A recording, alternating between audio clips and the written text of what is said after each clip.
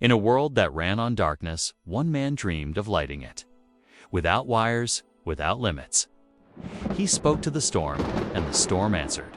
He saw what others couldn't: energy flowing through the air, just waiting to be tamed. They called him mad, a dreamer chasing fantasies. This is the untold story of Nikola Tesla, the genius who tried to give free power to the world.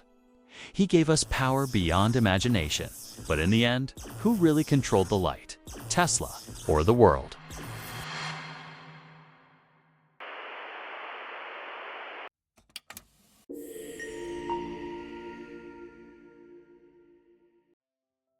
There was a boy born amidst a furious electrical storm in the dead of night.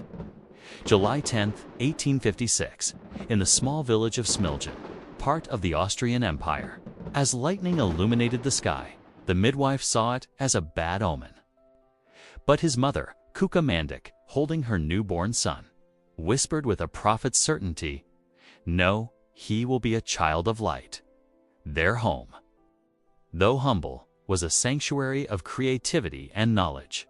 His father, a priest, had a library filled with books, while his mother, though unschooled, was a brilliant inventor of household tools and mechanical appliances in her own right.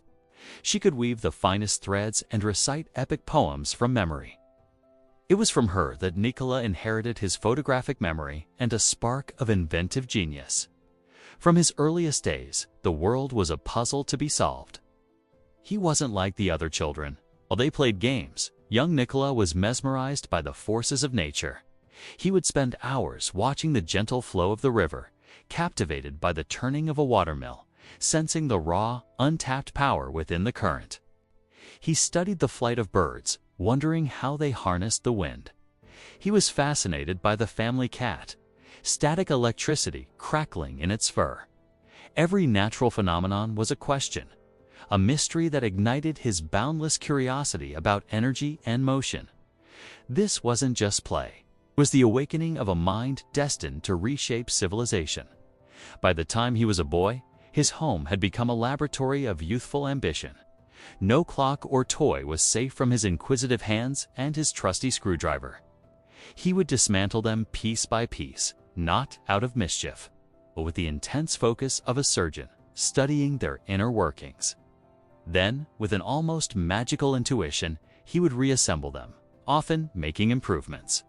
His hands, small but steady, began building his own crude machines from scrap, wood, and wire. One memory, however, stood above all others. A powerful thunderstorm rolled across the hills. While others ran for cover, Nikola stood transfixed, watching the brilliant, jagged forks of lightning tear across the sky. He wasn't afraid, he was captivated. In that raw, untamed display of electricity, he saw not destruction, but a beautiful, immense power waiting to be tamed, waiting to serve humanity. It was a vision that would define his entire life. His hunger for knowledge was insatiable. He devoured every book he could find in his father's library, his mind racing through volumes on physics, mathematics, and the nascent science of electricity. He wasn't just reading, he was absorbing, visualizing, building entire worlds within his imagination. He developed an extraordinary mental ability. He could conceive of an entire invention in his mind, test it, dismantle it, and perfect it, all without drawing a single sketch or building a single prototype. His formal education only confirmed his prodigious talents. At the Higher Real Gymnasium in Karlovac, his teachers were astounded. He could perform integral calculus in his head, leading them to believe he was cheating. His photographic memory allowed him to recall entire books and complex diagrams with perfect clarity. He could visualize machines in three-dimensional detail, rotating them in his mind's eye, a gift that would prove invaluable. While his official studies progressed, his true education continued in secret by candlelight in the quiet of his room. He experimented with early electrical devices, sketched complex designs for motors, and even constructed a small, functional water turbine based on his childhood observations. He showed it to his teachers, who were both impressed and bewildered by his advanced understanding. He followed every new scientific journal from Europe and America, dreaming of a day when the mysterious force of electricity could be harnessed for all. His greatest supporter was his mother. She understood his unique mind, his strange obsessions, and his towering ambition. However, his path was not without struggle. Among his peers, he was often an outcast. He was the odd boy who talked to pigeons and spoke of impossible machines. He retreated further into his mind, his notebooks filling with complex equations and sketches that foreshadowed the revolution to come concepts for coils, motors, and diagrams of a new kind of current: alternating current. After completing his studies, Tesla found work at the Central Telegraph Office in Budapest.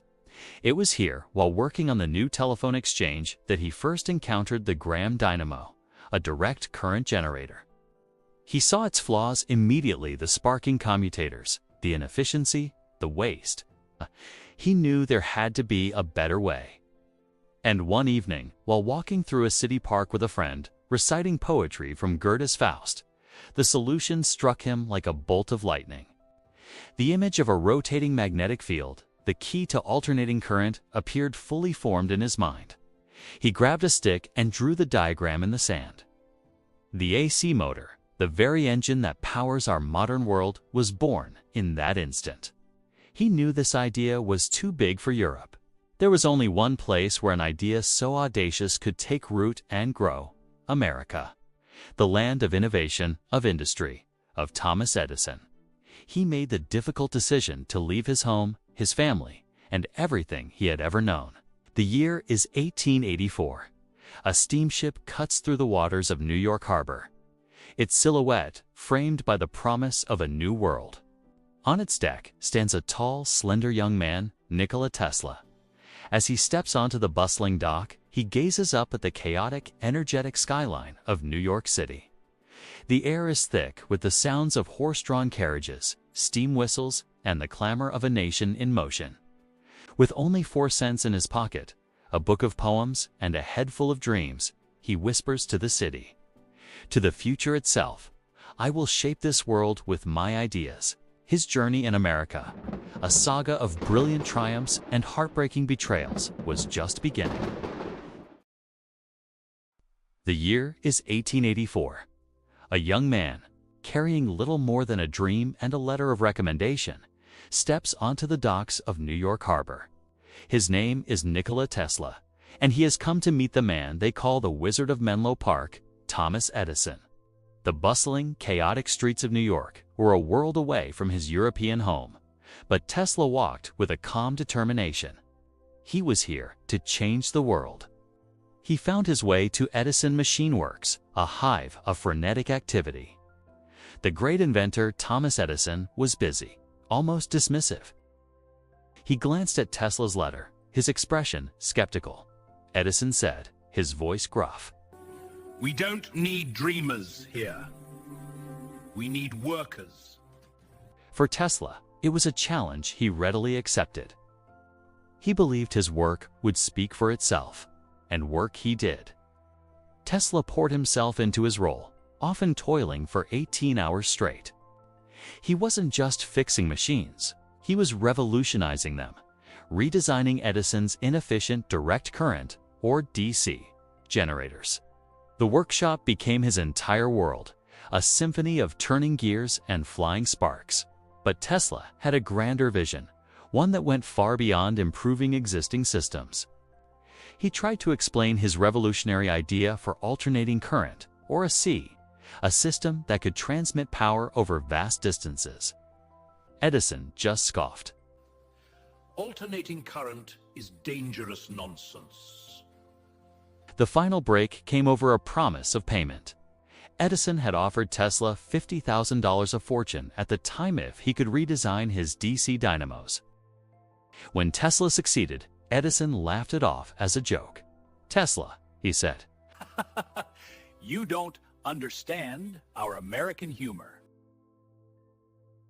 Betrayed and penniless, Tesla walked away. He left the workshop and stepped out into a dark, rainy street, his dreams seemingly washed away with the falling rain. The following years were the most difficult of his life. From a brilliant engineer working for a famed inventor, Tesla was reduced to digging ditches for $2 a day just to survive. His hands were calloused, his clothes were dirty, but his mind never stopped working. Even in the depths of despair, he would sketch his ideas on scraps of paper. In a small candlelit room, his notebooks filled with complex diagrams of the one idea that consumed him: the alternating current motor. It was the invention he knew would change the world, if only he could find a way to build it. He pitched his ideas to potential investors, facing skepticism and rejection time and again. Finally, a small group saw the potential in his passionate explanations and agreed to fund his experiments.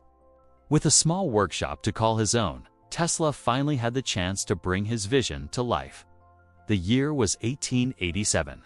Amidst the hum of electricity and the crackle of sparks, he meticulously built the world's first AC induction motor. The tension was immense. Then it happened. The motor began to spin, smoothly and powerfully, without sparks or a commutator. It was a perfect, elegant machine. A smile of pure relief and pride spread across Tesla's face. He had done it. Soon, newspaper headlines flashed across the country. New system of electricity promises to revolutionize industry.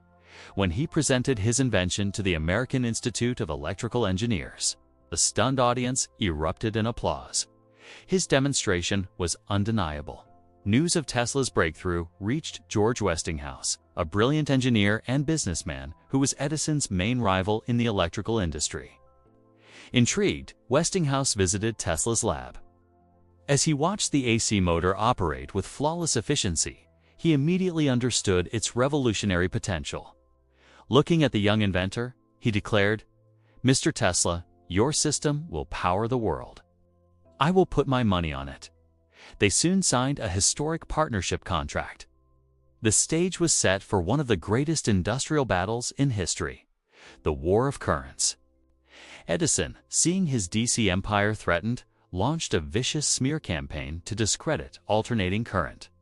He responded with dignity, continuing to perfect his technology and demonstrating its safety and superiority through science. The war played out in newspaper headlines and public debates. While Edison addressed fearful crowds, Tesla quietly worked, demonstrating the magic of his system by illuminating an entire city block with the bright, steady glow of a sea power. People gasped in amazement. The future became clear. The ultimate triumph came in 1893 at the Chicago World's Fair. It was a spectacle unlike any the world had ever seen. The entire fairground, dubbed the White City, was illuminated by Tesla's alternating current system, a dazzling display that turned night into day. Before a cheering crowd, Tesla stood on stage, a master of electricity. Arcs of light danced around him. In a moment of pure magic, he held up a glass bulb, and it glowed brightly in his hand, powered wirelessly. It was a symbol of his singular genius. That night, the world didn't just see a new kind of light. It witnessed the dawn of the modern electrical age. With the War of Currents, one Tesla's mind soared to even greater heights. In 1899, he set up a lab in Colorado Springs. There, he constructed giant coils that shot man-made lightning bolts across the sky, studying the properties of the Earth's electrical field. He was no longer just an inventor. He was a visionary, dreaming of a global system for wireless power transmission. He believed he could send electricity through the air, providing free energy to all of humanity. His next great project was Wardenclyffe Tower on Long Island, a massive transmission tower designed to be the first step in this global wireless network. His primary investor, J.P. Morgan, pulled his funding and construction ground to a halt. The unfinished tower stood as a magnificent, silent monument to a dream that was too grand for its era. The final decades of Tesla's life were spent in quiet solitude. He lived in a small New York hotel room, his only companions the city's pigeons, which he fed and cared for with gentle affection. Though his days of public acclaim were over, his mind remained sharp. His room was filled with notebooks containing theories and ideas that were decades, even a century, ahead of his time. In quiet moments, he must have been visited by flashbacks, the crackle of lightning in his lab, the roar of the crowds in Chicago, the hum of his first motor. The glory of the past blended with the quiet solitude of his present. In one of his final writings, he captured the essence of his life's work. "The present is theirs," he wrote, referring to his rivals and contemporaries. "The future, for which I really worked, is mine." Nikola Tesla passed away in 1943. He left behind a world forever transformed by his genius, a world powered and connected by the very currents he had envisioned. The man who tamed lightning had finally become one with the storm, leaving a legacy that continues to illuminate our world. Thank you so much for watching this journey into the life of a true genius. If you were inspired by Tesla's story, please give this video a thumbs up. And don't forget to subscribe for more stories about the people who shaped our world. We'll see you next time.